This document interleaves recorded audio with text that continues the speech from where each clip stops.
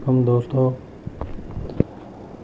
آج ہم آپ کو ایک ایسے گمشدہ طیارے کے بارے میں بتا رہے ہیں جس کے مسافروں کو دنیا نے مردہ قرار دیا تھا، لیکن یہ مسافر زندہ تھے اور زندہ رہنے کے لیے اپنے مردہ دوستوں اور ساتھیوں کا گوشت کھانے پر مجبور ہوئے۔ جی ہاں، یہ سچا واقعہ 1972 میں پیش آیا تھا۔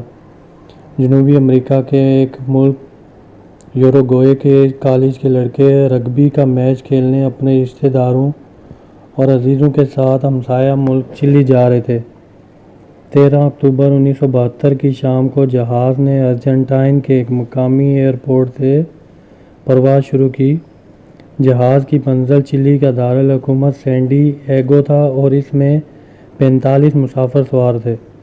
جہاز کو ایک پہاڑی سلسلے اینڈیز کے اوپر سے گزرنا تھا۔ یہ پہاڑی سلسلہ 23,000 فٹ تک بلند ہے، لیکن موسم کی خرابی اور پائلٹ کی غلطی کے باعث جہاز ایک چٹان سے ٹکرانے کے بعد انتہائی برفانی چوٹی پر کریش کر گیا۔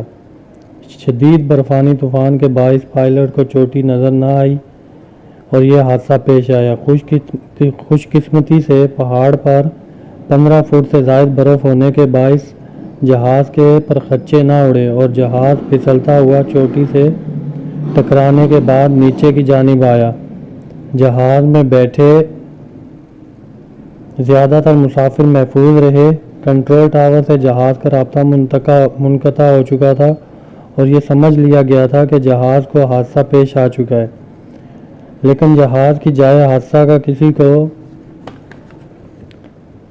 معلوم نہ تھا۔ جہاز کی تلاش شروع کی گئی اور 8-10 دن تک ریسکیو ٹیمیں جہاز کی تلاش کرتی رہیں، لیکن شدید برفانی طوفان کے باعث یہ سمجھ لیا گیا کہ جہاز میں بیٹھے تمام مسافر مر چکے ہیں اور بالآخر جہاز کو گمشدہ قرار دے کر تمام مسافروں کو مردہ قرار دے دیا گیا۔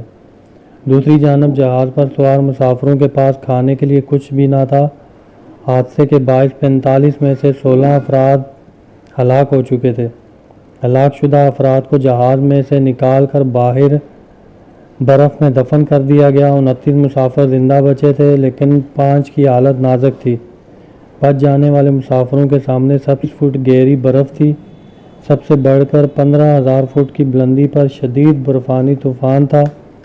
جہاز میں صرف 10 سے 12 چاکلیٹس موجود تھیں اور کھانے والے 29 لوگ۔ یہ 12 چاکلیٹس 8 دن تک کھائی گئیں۔